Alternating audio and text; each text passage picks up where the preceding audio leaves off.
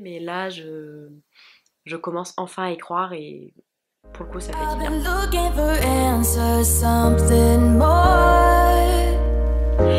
Hello, j'espère que tu vas bien. Il est temps de faire la première vidéo de l'année 2024. Avant toute chose, je tenais à te souhaiter une très belle année, remplie que de bonnes choses pour toi, réussite personnelle, professionnelle, sportive, de l'amour, de l'amitié, de la joie, de la santé, du bonheur. Voilà, que cette année 2024 soit une très très très belle année pour toi. Avant de nous quitter en 2023, j'ai lancé une petite FAQ sur Instagram en disant que j'allais y répondre en vidéo. Donc voilà, il est temps de répondre à cette FAQ. J'espère que ce petit format te plaira. On commence? Première question. Quel mot choisirais-tu pour qualifier ton année 2023? Chaotique. 2023 a été une année très très dure pour moi et ce sur tous les plans, donc personnel, émotionnel, professionnel, sportif. Voilà, j'ai eu l'impression de donner beaucoup de moi-même, de faire énormément d'efforts, de m'agiter dans tous les sens pour vraiment très très peu de résultats. J'ai passé l'année à vivre sur des montagnes russes, des très hauts, des très bas, et je dois avouer que c'est épuisant. J'ai fini l'année épuisée, et même toute l'année j'ai été épuisée parce que j'ai passé mon temps à me battre sur tous les plans et ça devient usant à force. Deuxième question, quel est le bilan de tes réussites de l'année 2023, histoire de commencer 2024 sur une note positive? Mes victoires, clairement la plus belle on va dire, ça va être cette absence de crise hyperphagie depuis avril 2023. Voilà, ça fait du bien, mine de rien, de retrouver un peu de contrôle sur son assiette. Et surtout, cette absence de crise d'hyperphagie a enfin déclenché ma perte de poids. Donc j'ai perdu, j'ai perdu 5-6 kilos depuis cet été. Donc ça, ce sont des choses qui font plaisir. Autre réussite, clairement tous les partenariats que j'ai pu avoir grâce à mon blog et mes réseaux sociaux avec ASICS, New Balance, Finisher, Iron, voilà, sont des marques avec lesquelles j'ai pris énormément de plaisir à collaborer, Oka aussi, je trouve que j'ai fait, qu'on a fait de beaux contenus, donc je suis très très heureuse là-dessus.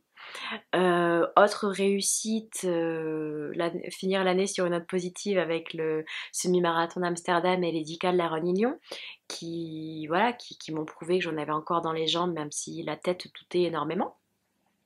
Après une année difficile en termes de DNF. Voilà, j'ai pas kiffé mon année d'un point de vue sportif, hormis les 10 km Adidas avec Androsport. Le semi-marathon d'Amsterdam et les 10K de la Réunion. Donc voilà, là c'est un petit peu mes réussites de l'année et j'avoue que je vais me concentrer sur ça. Une autre fierté aussi a été de sauter le pas et d'enfin m'inscrire à un cours de danse, donc de Heels. J'espère que je le prononce bien pour mes copines qui se moquent de moi. Voilà, c'est vraiment, j'ai fait de belles rencontres sur ce cours et surtout le fait de danser, d'enfin oser aller danser, ça m'a fait beaucoup beaucoup de bien dans mon rapport avec mon propre corps et je commence enfin à apprécier ce que je vois dans le miroir parce que on va pas se mentir, pendant un temps je trouvais mon corps franchement dégueulasse. Voilà. Je sais, c'est très contradictoire avec les contenus body positifs que je pouvais partager, mais la méthode Coé, vous connaissez? De se convaincre que tout va bien. Voilà, c'est un peu ce que je faisais, mais là, je commence enfin à y croire et pour le coup, ça fait du bien. Troisième question, quelles sont les valeurs qui sont importantes pour toi en amitié? L'honnêteté. L'honnêteté, la transparence, la communication et la loyauté. Voilà, je suis quelqu'un pour qui la loyauté compte énormément. Et voilà, il y a des comportements que je ne peux pas cautionner et j'attends de mes amis du soutien comme moi je les soutiendrai en cas de problème. Donc voilà, de la réciprocité dans l'amitié. Et pour moi, une amitié, doit te tirer vers le haut, tout le temps. Ça sert à rien de traîner avec des gens, de t'accrocher à des personnes qui ne te font pas du bien, qui ne t'apportent pas de choses positives dans ta vie. Voilà, c'est une perte de temps, une perte d'énergie et surtout une perte de confiance en soi parce que ces personnes-là, je le répète, ne te font pas du bien. Donc pour moi, vraiment, une amitié doit t'apporter quelque chose de positif. Un véritable ami sera toujours là pour toi, sera loyal et honnête. Mais attention, de l'honnêteté bienveillante. Ceux qui se cachent derrière l'excuse de la franchise pour te balancer les pires horreurs au visage, c'est non. Voilà, il faut savoir quand et comment dire les choses pour qu'elles soient entendues sans blesser. Et ça, c'est très très important de la part d'un ami. Quatrième question, pourquoi tu parles de grossophobie alors que tu fais seulement un 42? Effectivement, en taille de jean, je suis entre le 40 et le 42. En taille de vêtements de sport, je suis entre le M et le XL, en fonction de la pratique sportive. Et donc du coup, je m'habille parmi les tailles, les tailles standards, si je puis dire. Mais je parle quand même de grossophobie. Pourquoi?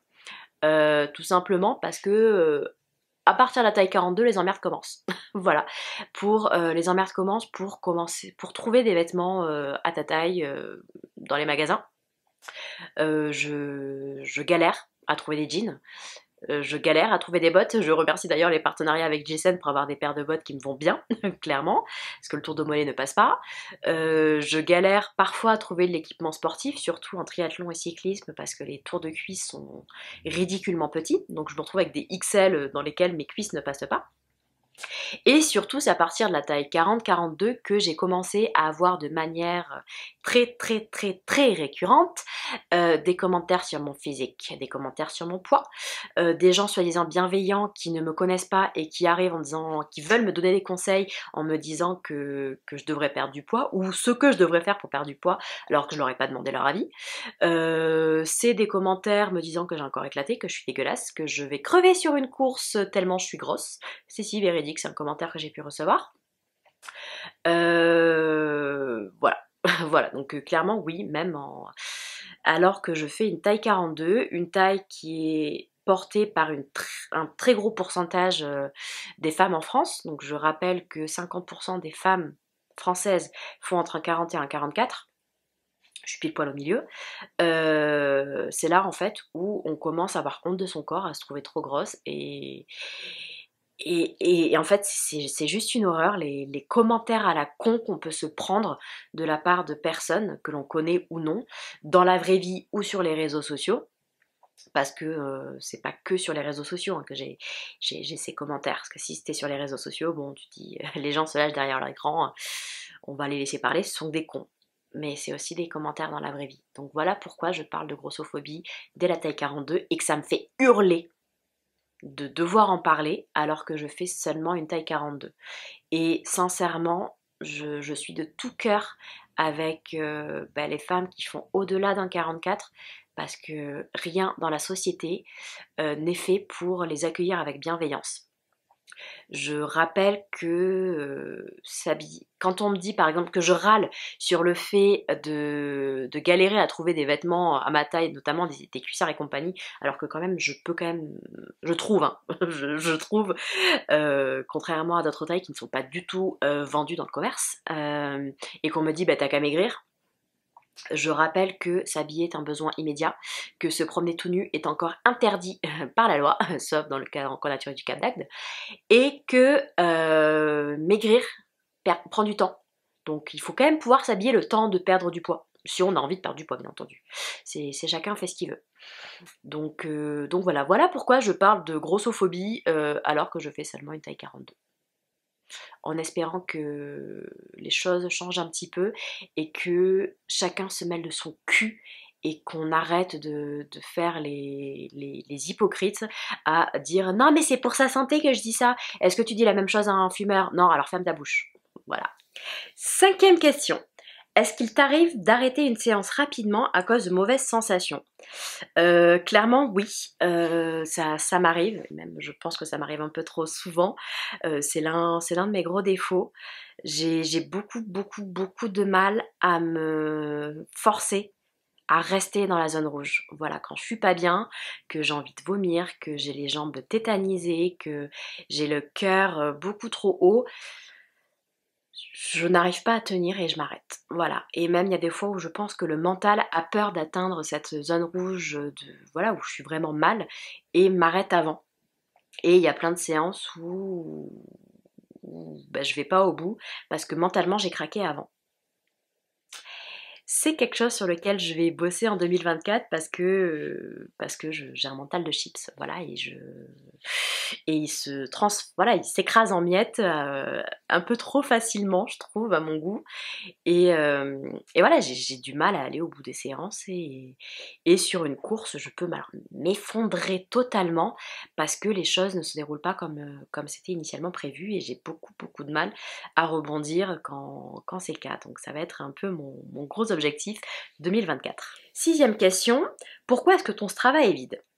Mon Strava n'est pas vide, il est en mode privé. Voilà, j'ai littéralement bloqué l'accès à mon Strava pour deux raisons principales. La première, c'est que j'étais de plus en plus mal à l'aise à l'idée que l'on voit mes parcours d'entraînement.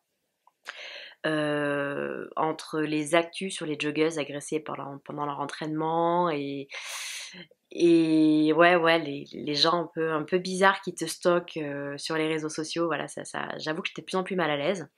Et je dois avouer que quand j'ai eu 2 abonnés d'Instagram qui m'ont envoyé un message en me disant «Ah ben j'ai vu que tu courais à tel endroit, ben j'ai changé mes habitudes pour pouvoir te croiser un jour», ça m'a fait flipper. Alors je sais que leur part c'était bienveillant, il n'y avait aucune mauvaise intention derrière leur changement de parcours, mais je me suis dit que si des gens avec de bonnes intentions étaient capables d'avoir ce raisonnement-là, des gens avec de mauvaises intentions pouvaient le faire également, et j'avoue que ça m'a fait flipper.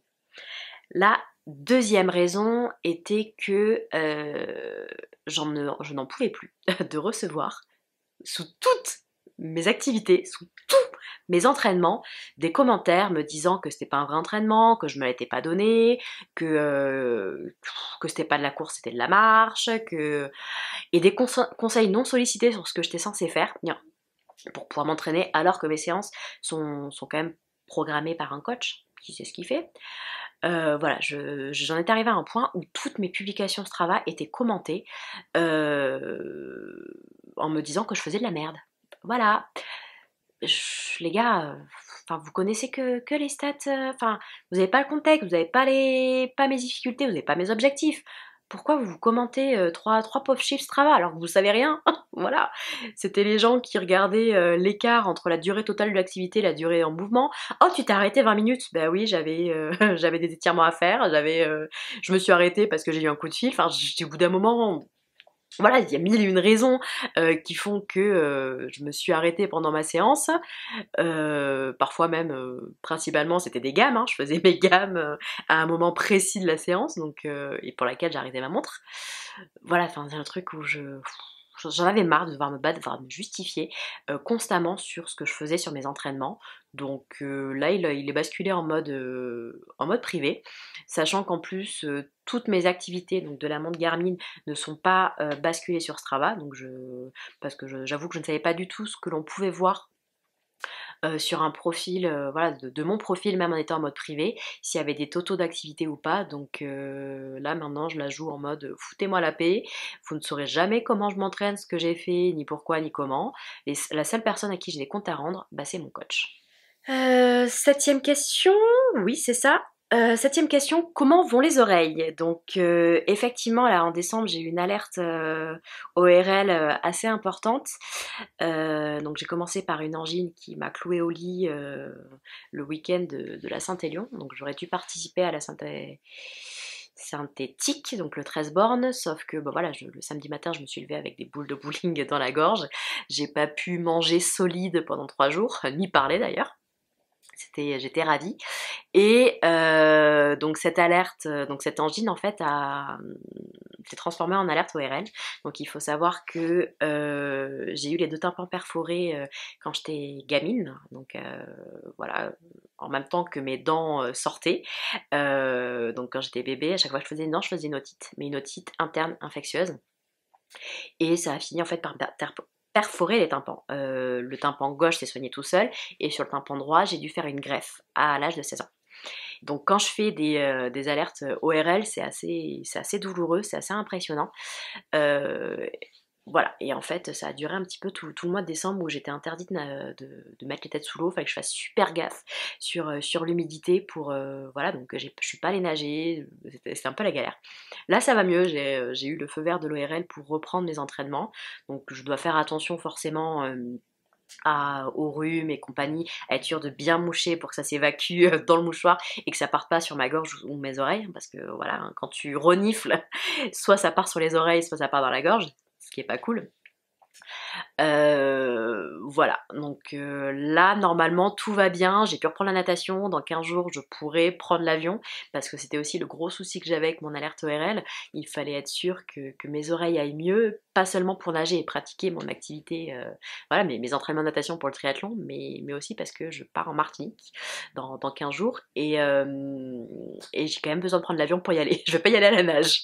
Voilà. Mais du coup, bah là aujourd'hui, tout va mieux. J'ai pu reprendre la natation. Et voilà. Salut, j'essaye de me mettre au triathlon. Une bonne marque de vélo à me conseiller en termes de rapport qualité-prix. Alors j'ai roulé que sur 2 marques de vélo, donc je suis assez limitée en termes de conseils à ce sujet-là. Donc le premier vélo que j'ai eu, c'était un Between que j'ai acheté d'occasion sur le Bon Coin à la sortie du premier confinement. Voilà, parce que je voulais aller... Le confinement, le premier confinement m'a donné envie de faire du vélo. Euh, on va dire j'en étais satisfaite. Pour le prix, j'en étais vraiment satisfaite. Pas mal de débutantes de mon club de triathlon ont acheté du coup les nouveaux Decathlon, les nouveaux Between ou Van Riezen, je ne sais plus la marque exacte, du coup de la gamme vélo de route de Decathlon. Je crois qu'ils ont pris la gamme intermédiaire qui est à moins de 1000 euros, entre 500 et 900 euros de mémoire, et elles en sont satisfaites pour une pratique débutante. Après, j'avoue que j'ai pas roulé dessus sur ce modèle-là, donc je sais pas, j'ai aucune idée de la cassette, de la puissance de la transmission, voilà, ce genre de choses. Mais en tout cas, les filles, elles en sont très contentes. Et moi, ça fait maintenant 2 ans, pardon, que j'ai basculé sur le Logma Advance 2 de Liv, où là, du coup, le prix est pas le même voilà, que chez Decathlon. Mais voilà, j'en suis très satisfaite, surtout là depuis qu'on a changé la cassette et la transmission, donc il est beaucoup plus efficace en montée maintenant. Entre mon Between que j'avais, donc qui était en full alu, et mon Liv actuel, qui est en carbone, en termes de poids, c'est pas la même. Moi, voilà, mon Liv fait moins de... Je crois qu'il fait 8 kilos, voilà, à porter. Bon, il fait aussi 8 kilos parce que j'ai pris un cadre XS, parce que je suis à 1m53. Le gros avantage de Liv par rapport à beaucoup d'autres marques, c'est surtout les tailles des cadres pour les personnes qui sont petites, parce que très souvent, en vélo, les gammes enfants s'arrêtent à 1m50 et les gammes adultes commencent à 1m55. Moi je fais 1m53, j'étais entre les deux, et j'étais toujours, voilà, toujours un petit peu inconfortable sur les vélos, même dans les tailles les plus petites. Là, avec mon livre, c'est parfaitement adapté, et pour le coup, je savoure, voilà, je valide totalement mon livre. Mais quelle est la meilleure marque? Je pourrais pas te le dire, parce que de nouveau j'en ai testé que 2. Les vélos, voilà, c'est quand même pas quelque chose que tu changes tous les 4 matins au vu du prix. Donc je ne peux que te conseiller de te tourner, du coup, d'aller voir à Decathlon pour commencer en fonction de ton budget. Parce que je pense que les moins chers resteront toujours ceux de Decathlon, les Van Riezel. Et après, de te tourner vers des marques spécialisées, donc d'aller dans un Giant, un Trek, voilà, tester les différentes marques qui existent pour voir celle qui te correspond le mieux, tout simplement. Sachant que le marché du vélo est un très bon marché, ça se revend très facilement, voilà. Et du coup ça se vole aussi très facilement, donc fais gaffe à ton vélo de route, range-le bien, évite de le mettre à la vue, de le laisser dans un garage qui peut s'ouvrir de l'extérieur, ce genre de choses. Voilà, ce serait très dommage de se faire voler son vélo, surtout au prix où il peut t'avoir coûté. Aurais-tu des conseils pour gérer sport, amis, travail et autres loisirs? Le plus simple, moi j'ai trouvé, ça a été d'avoir des amis qui pratiquent le même sport que moi. Voilà, comme ça on va s'entraîner ensemble. Et ça permet de combiner le côté sport et vie sociale. Voilà, Et après, bon, ben, pour combiner avec le travail, ce genre de choses, ça me paraît important en fait d'avoir une organisation vraiment, vraiment millimétrée, d'anticiper pas mal de choses, de faire des choix. Typiquement, bah, le soir, voilà, je ne regarde plus la télé. Je ne regarde plus la télé parce que je vais m'entraîner, parce que j'ai mon blog ou parce que je finis les tâches. Parce que là, pour le moment, je suis en freelance, donc je travaille depuis chez moi. Donc je gère comme je veux mon planning. Mais clairement, quand je suis sortie la journée 2 heures pour aller m'entraîner, bah, je rattrape le soir. Voilà, ce sont des choix à faire. Donc pour moi, il est vraiment très important d'avoir une organisation millimétrée, d'avoir ces sacs de préparer et voilà, de trouver des lieux d'entraînement qui sont facilement accessibles entre ton domicile et ton lieu de travail pour pouvoir y aller avant de travailler ou après l'entraînement. Et pour les amis, bah, je l'ai dit, hein, avoir des amis qui font la même activité que toi, ça aide énormément. Voilà. Fais-tu une sortie club triathlon? Donc je suis pas sûre d'avoir compris la question. Personnellement, avec mon club de triathlon, je ne participe qu'aux entraînements de natation parce que le reste, bah, c'est mon coach qui me... Parce que voilà, j'ai un coach et je suis inscrite en club de triathlon. Donc je fais les entraînements de natation avec le club parce qu'il y a un maître nageur et que j'ai besoin d'avoir quelqu'un derrière moi pour m'aider à progresser en technique parce que c'est vraiment ce qui me manque, hein. Pour rappel, j'ai appris à nager en 2020-2021. Avant, c'était la nage du petit chien, voilà. Et après, c'est mon coach qui gère mes autres séances, donc renfo, vélo, home trainer, course à pied.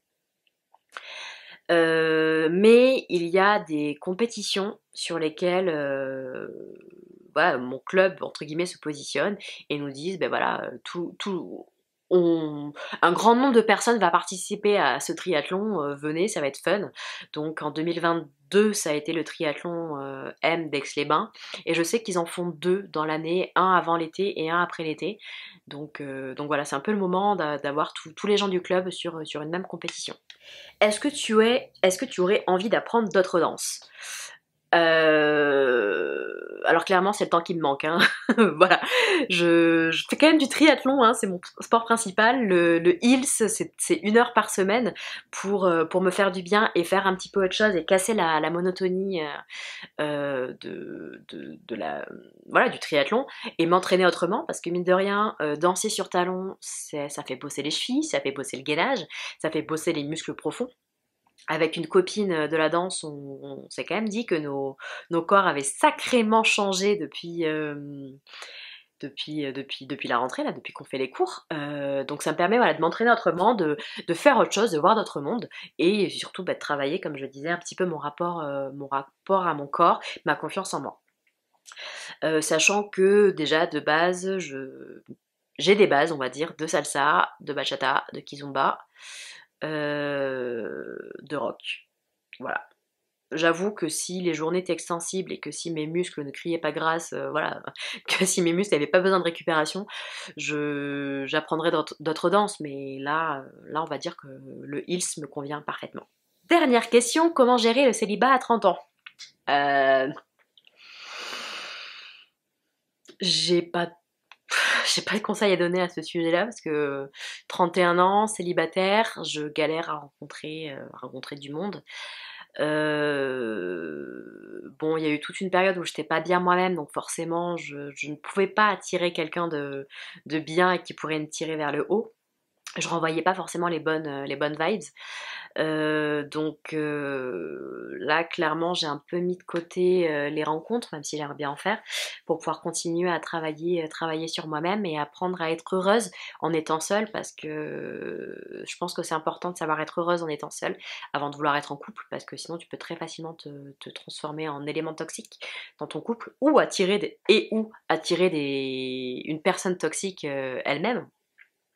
Donc voilà, moi j'ai envie d'avoir un couple sain, j'ai envie d'avoir une relation saine avec un homme qui me tire vers le haut, qui partage mes délires, qui partage mes passions, qui me soutient dans mes projets, qu'ils soient personnels, sportifs ou professionnels. Et voilà, j'ai envie d'avoir cette étincelle avec cette personne. Et je pense que cette étincelle, je pouvais pas l'avoir tant que j'étais moi-même éteinte. Donc Donc voilà, j'ai pas spécialement de conseils à donner à ce sujet-là sur bien vivre le célibat à 30 ans, hormis d'envoyer chier tous ceux qui te parlent de l'horloge en te disant que t'es en retard et compagnie. Je pense que personne n'est en retard, tout le monde a son propre rythme et voilà, les choses se feront quand elles se feront et si elles doivent se faire. Même si j'avoue que j'ai pas forcément envie de finir ma vie en éternel célibataire, que j'ai envie de construire une famille, que j'ai envie... voilà, j'en ai marre de faire des choses toute seule. Voilà, j'aimerais partager ma vie et partager mes délires, partager mes joies avec quelqu'un et plutôt que de devoir toujours tout faire toute seule. Mais c'est pas mal aussi d'oser le faire tout seul. Voilà. Et voilà, c'est tout pour cette FAQ. J'espère que cette vidéo t'a plu. N'hésite pas à t'abonner à ma chaîne ou à me laisser un petit pouce bleu. Je t'ai mis plein de ressources en commentaire, du coup dans la bio de cette vidéo pour que voilà, tu puisses aller plus loin par rapport à mes réponses. Moi je te dis à la semaine prochaine pour une nouvelle vidéo.